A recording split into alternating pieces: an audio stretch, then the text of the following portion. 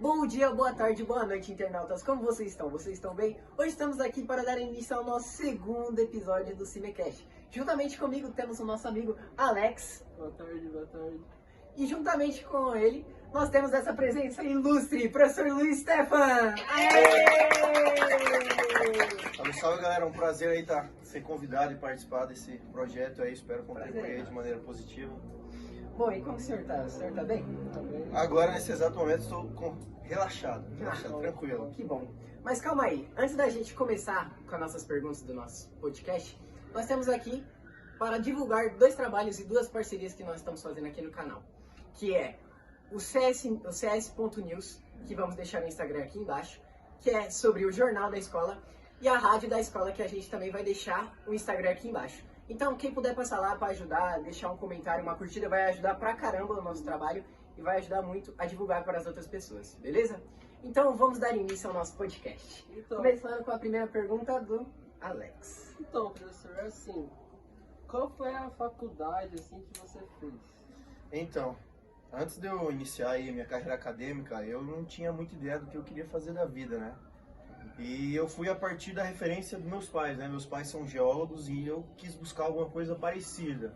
Como eu não era muito bom em física e química, que é uma área muito abordada dentro da geologia, eu acabei indo para a área da geografia mesmo. E como, tipo, o senhor chegou que aquela faculdade era a ideal para o senhor? Então, para ingressar na maior parte das instituições federais, que é pelo Enem, existe uma nota de corte, né? E às vezes a nota de corte ela não é suficiente para outras instituições. Eu acabei selecionando aquela que estaria mais apta à minha nota. E entre outros aspectos também, a questão de restaurante universitário, custo de vida, isso tudo também entrou como um pré-requisito para a escolha final, além da nota, claro. Sim, sim. Legal, que legal. E assim, qual foi a faculdade que o senhor estudou, cursou assim?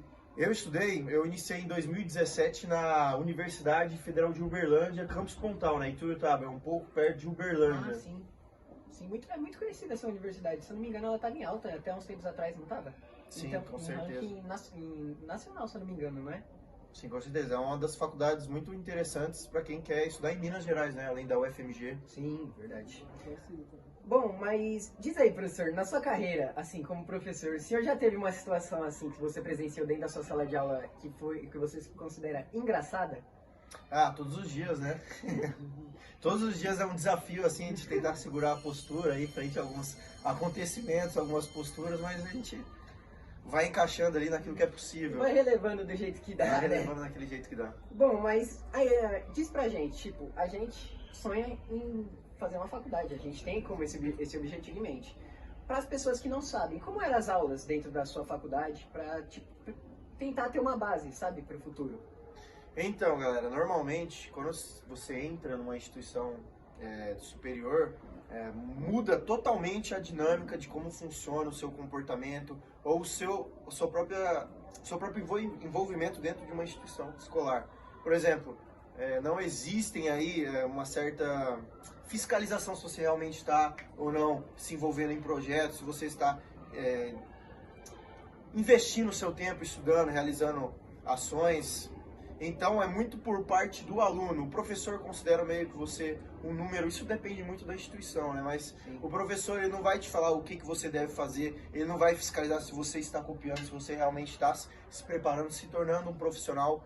Ele está cumprindo o trabalho dele, então você como maior, você tem que ter essa escolha, né? Eu vou seguir para que lado na minha instituição? Eu vou seguir uma carreira acadêmica ou vou ficar indo em festa, ou vou ficar matando aula?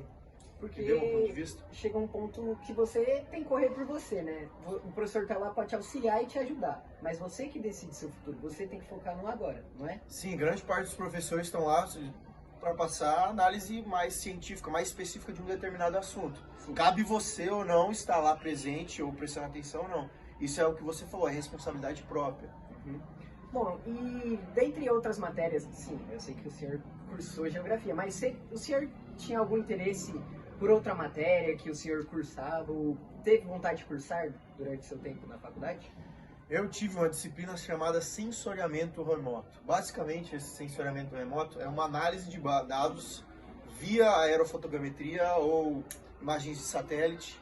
E a partir disso você consegue ter uma melhor visão sobre, por exemplo, um campo agrícola, identificar certas pragas, insumos, identificar certas mudanças no relevo, altimetrias diferentes.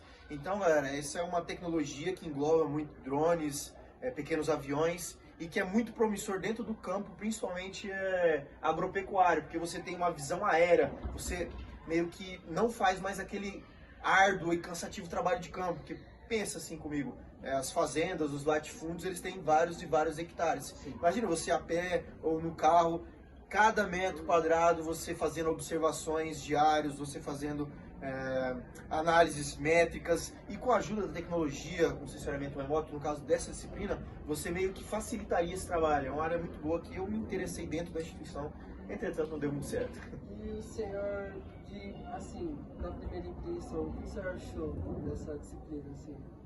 Ah, cara, essa disciplina é mágica, né? Você ter a possibilidade de, na frente do seu computador ali, conseguir ter toda uma análise de dados, ter todo um banco de dados direto, ao vivo, e ainda a partir de programas de, como que eu posso dizer, sistemas, já ter a resposta ali imediata, aquilo para a evolução, principalmente no trabalho de campo, é essencial. É um grande pé na roda, né, para as pessoas que Sim, nessa área. com certeza. Realmente. Ajuda bastante. Bem, referente à matéria do curso, né, que a gente estava falando antes, o que te fez seguir esse rumo da geografia? Ligado à licenciatura? Sim. Então, durante as minhas primeiras experiências, eu não estava em mente da aula, né? Eu queria ir para o lado um pouco do direito à cidade, planejamento urbano, direito ao cidadão em conhecer realmente os seus direitos e deveres dentro de uma dada espacialidade urbana. Entretanto, eu acabei me frustrando um pouco com a realidade política, a questão de como é aplicado as leis de direito à cidade, etc. e tal. E eu acabei tendo uma experiência no estágio supervisionado, né? Quando você faz licenciatura, você tem algumas disciplinas obrigatórias que você necessariamente precisa estar em aula, desenvolvendo alguma atividade ou algum conteúdo, e a partir disso eu já comecei a gostar um pouco de dar aula, de demonstrar aí o meu conhecimento e também o conhecimento dos alunos, né? Trazer esse intercâmbio de... Bom, professor, uma pergunta que é mais curiosidade também minha. Eu queria fazer essa pergunta para o senhor. Teve alguma situação dentro do seu período de faculdade que você tipo falou, nossa, é surreal o que está acontecendo aqui, ou você achou engraçado, ou alguma situação que, sabe, te marcou? Tenho vários, assim. Se a gente analisar dentro do ponto de vista divertido, a gente pode falar das festas, dos trabalhos de campus que a gente realiza, né? É uma loucura. Como geógrafo, assim, a gente não tem muita estrutura, a gente não recebe muita verba, então a gente tem que se virar o que a gente tem, né? Então é ônibus quebrando no meio da viagem, é perrengue, lugar que a gente dorme sem banheiro, cabaninhas que a gente tem que pegar emprestado já vem furado, aí é mosquito, é uma loucura. Faculdade de geografia, assim, é porque a gente observa muita geografia somente do ponto de vista da licenciatura, mas eu fiz também o bacharel. Então, bacharelado, né? Desculpa.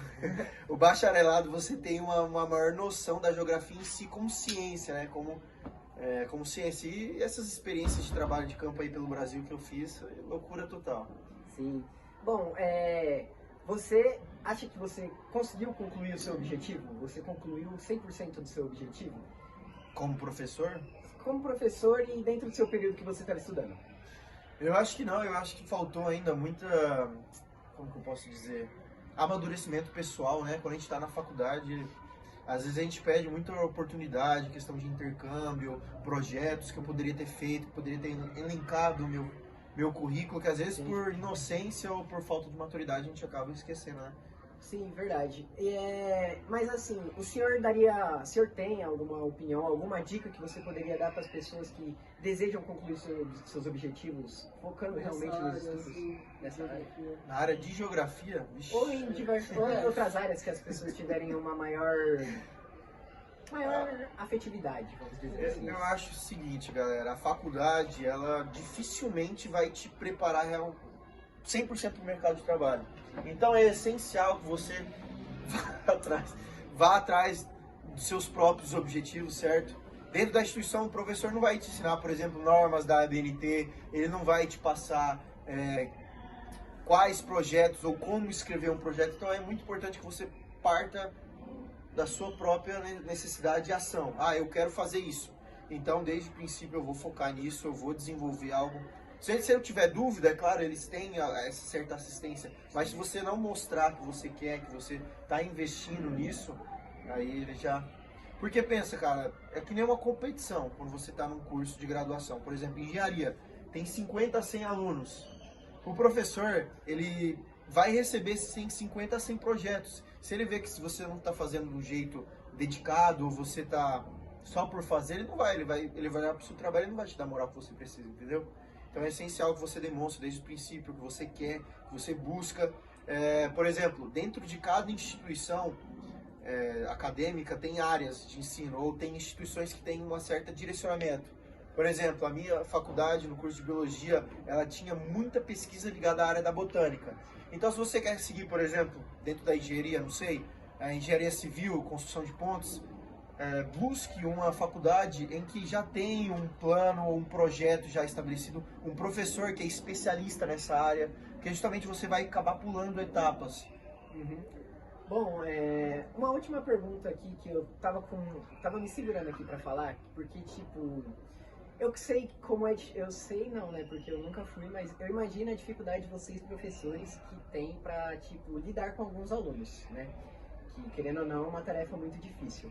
Mas assim, como o senhor lida com os alunos aqui dentro, tipo, com os adolescentes, vamos falar assim, porque querendo ou não, são um pouco mais difíceis de ser compreendido e ser lidado. Com certeza. Com relação a isso, eu tenho uma postura muito tranquila, né? Eu sei que nem todo mundo está concentrado aí, eu tenho um total interesse em aprender, principalmente geografia, né? Que é uma matéria que agrada muita gente. Então, mas eu acho que o principal desafio hoje em dia é isso aqui, cara, o celular, é o fone de ouvido. Hoje em dia a gente tem rede social, algo que aparenta ser muito mais interessante do ponto de vista de atenção, de entretenimento. Então, para mim, esse é o maior desafio, é o maior problema que eu vejo em sala de aula hoje, é o celular. E acaba também atrapalhando não só os alunos, como o professor também, né? Acaba sendo um certo desestímulo, né? Porque o professor, ele gasta um tempo não só em aula, mas preparando, desenvolvendo um conteúdo que às vezes ele não tem total domínio, ele acaba se dedicando ao máximo para poder transparecer justamente isso, porque o foco é que a gente desenvolva vocês no ponto de conseguir conquistar uma vaga em uma universidade de excelência, né? E a gente preparar o material e ver uma realidade que, às vezes é desanimadora, isso causando um transtorno, até um desânimo. Realmente, verdade. Bom, agora a gente fez uma caixinha de perguntas no nosso Instagram e alguns alunos mandaram umas perguntas pro senhor. E o Alex vai falar algumas perguntas. Não, tem o nome de cada um, a gente vai explanar vocês. Vamos pegar aqui então. Tá, aqui não tem quem falou, mas perguntaram pro senhor qual foi a sua melhor viagem. A minha melhor dentro da academia ou da vida, assim? Da vida em si. Cara, minha melhor viagem que eu já fiz foi para Hellevoetsluis, que fica situada aí próximo 1h30 de Amsterdã, no interior da Holanda, e foi uma das minhas primeiras experiências assim internacional, e eu pude vivenciar um país que realmente tudo funciona. Você tem uma moeda muito forte que é o euro, você vê o potencial ou o poder de compra que o euro tem frente ao consumo, mercado, contas. Você vê que, por exemplo, você gasta muito menos tempo trabalhando para conquistar uma coisa que aqui a gente acaba demorando uma eternidade, entendeu? A limpeza, a segurança, cara, o asfalto lá é maravilhoso. Você dirige no asfalto, você parece que está numa cadeira de hidromassagem. É da hora. Bom, pra quem não sabe, o professor Luiz já viajou muito, mais do que... Nem tanto. Bom, professor, durante sua carreira na faculdade, teria alguma experiência vergonhosa que o senhor já passou no campus? O senhor poderia contar algum relato pra gente? Teria várias experiências aí que foi um pouco constrangedoras dentro da minha carreira, mas eu vou comentar uma que eu acho que é uma mais tranquila, né? Até para esse bate-papo um pouco mais tranquilo. Teve uma festa, cara, que era uma festa fantasia e a gente tava sem ideia, né? A gente tinha só um capacetezinho do Burger King. Então a gente decidiu juntar eu e meus amigos aí da nossa república e a gente decidiu fazer a segurança do rei. O que que significa essa segurança do rei? Ninguém da festa podia tocar esse meu parceiro. Então a gente ficou a festa inteira tentando. A gente fez uma rodinha frente a ele. Então ele não conseguiu nem ser revistado pelo segurança. E quando ele entrou na frente, na festa, qual que era a graça? Todo mundo ficava tentando pegar nele. só pegar. Então a gente ficava assim.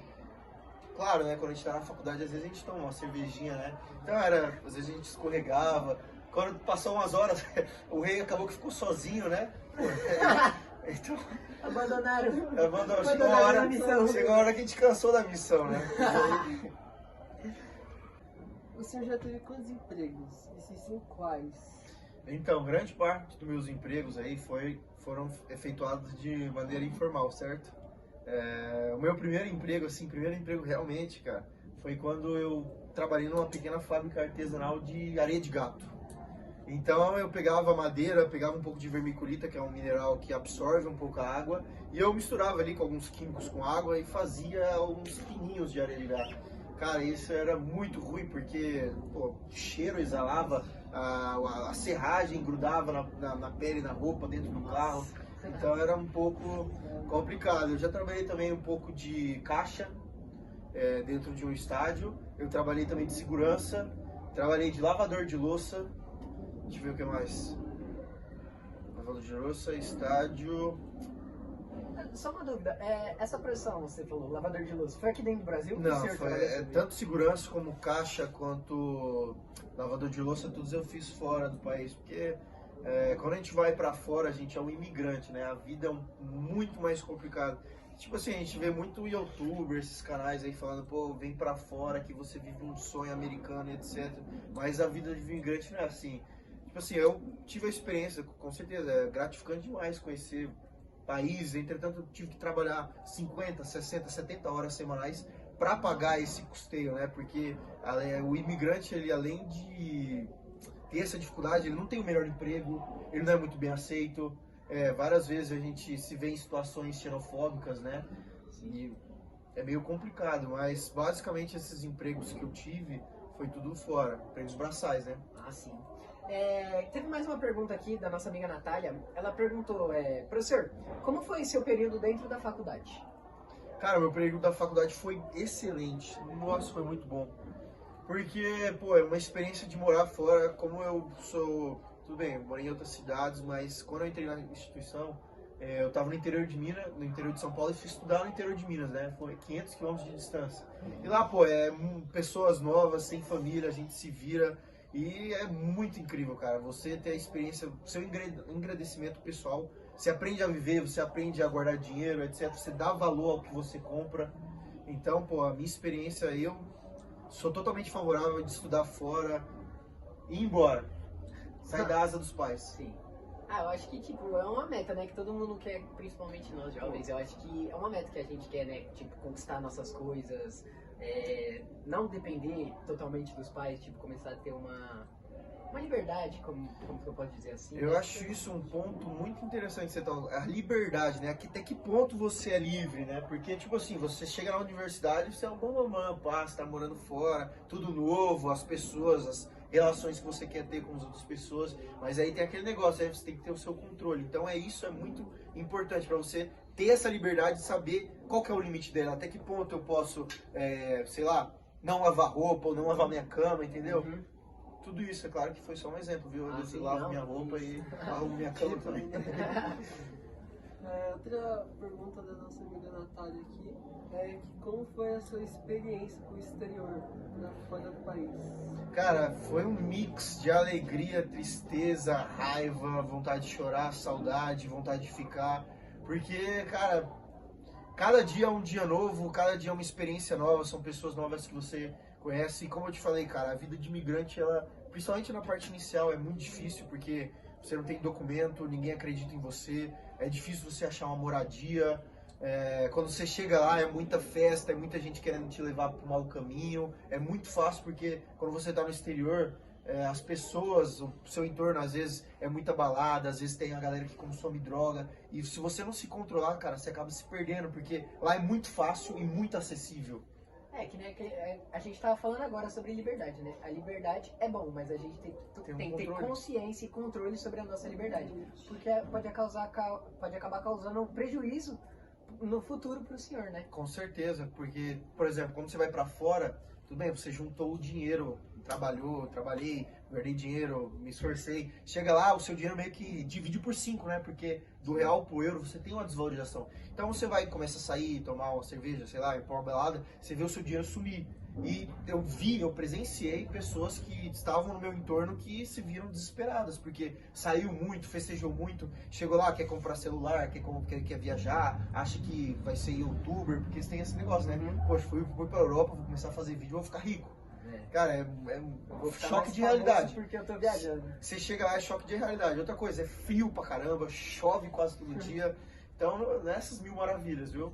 Bom, também tem mais uma pergunta da nossa amiga Natália, que ela falou... Participante, Natália. Obrigado, Natália. Ela falou assim, professor, qual país que você acha que mais compensa morar hoje em dia? Depende.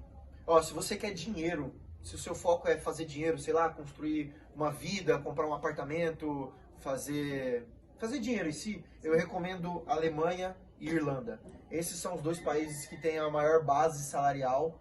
É um país mais fácil de você juntar dinheiro, até porque são países que têm crescimentos vegetativos negativos, são países que têm uma proposta migratória favorável, principalmente a jovens brasileiros como vocês.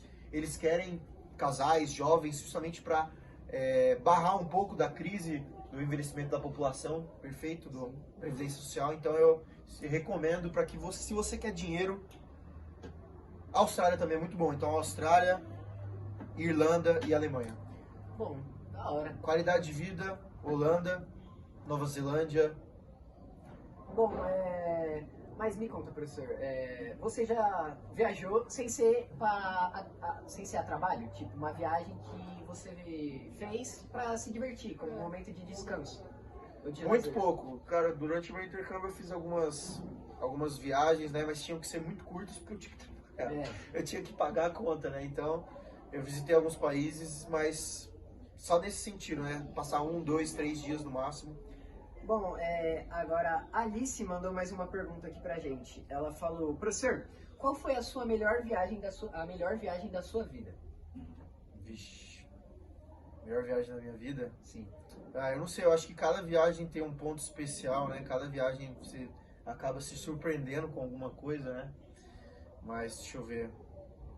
A melhor viagem da minha vida foi quando, no final do meu intercâmbio, eu acabei pegando 2 empregos e eu consegui financiar para que minha mãe e eu pudéssemos aí viajar juntos dentro da Europa. Então eu financei ela para ir para Portugal e para Espanha. E cara, eu achei Portugal e Espanha achei maravilhoso assim, do ponto de vista turístico. A cultura, cara, a arquitetura é magnífico. Quando você chega num país onde você vê realmente uma certa preservação da cultura, você fica maravilhado com o que você vê, com tudo aquele ambiente, né, que é nostálgico dentro do ponto de vista histórico. Então, pra mim, com a minha mãe ali, foi altas aventuras, né, porque minha mãe é um pouco idosa, a minha mãe tá fazendo aí 68 anos esse ano, então, inclusive, eu não sei se, com certeza minha mãe vai assistir isso, né? Ô mãe, tamo junto. Cara, é loucura, porque você precisa andar, você precisa ver o máximo de coisas possíveis em um curto prazo de tempo, então acelera aqui, é muito legal, é muito bom. Então, se vocês tiverem experiência um dia, façam isso com seus pais, com suas mães, que, nossa, é massa demais. E o senhor tem vontade de ir para algum país assim? Tipo, pra morar lá. Eu tenho vontade, mas como eu já tô quase aí, se Deus quiser, me casando, né? Nós temos uma ideia de ficar uns 5, 4 anos para ver realmente uma experiência de morar fora, conseguir um pouco de dinheiro, né? Conhecer um pouco mais a cultura, desenvolver uma outra língua, porque eu acho que, se falar hoje em dia inglês, eu acho que é essencial, viu? Então, galera, você que tá assistindo aí, comece a estudar inglês hoje, se você não sabe de nada. E futuramente mandarim, viu? Importantíssimo.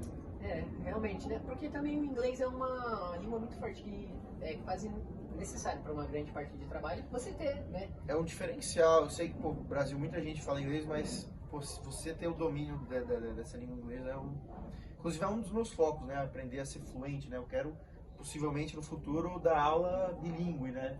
Lecionar geografia em inglês. Eu acho que isso é um desafio tremendo, mas é um negócio que eu tô pondo muito foco, né? Então, continuo estudando aí diariamente. Aí. Se Deus quiser conquistar esse objetivo. Bom, que da hora.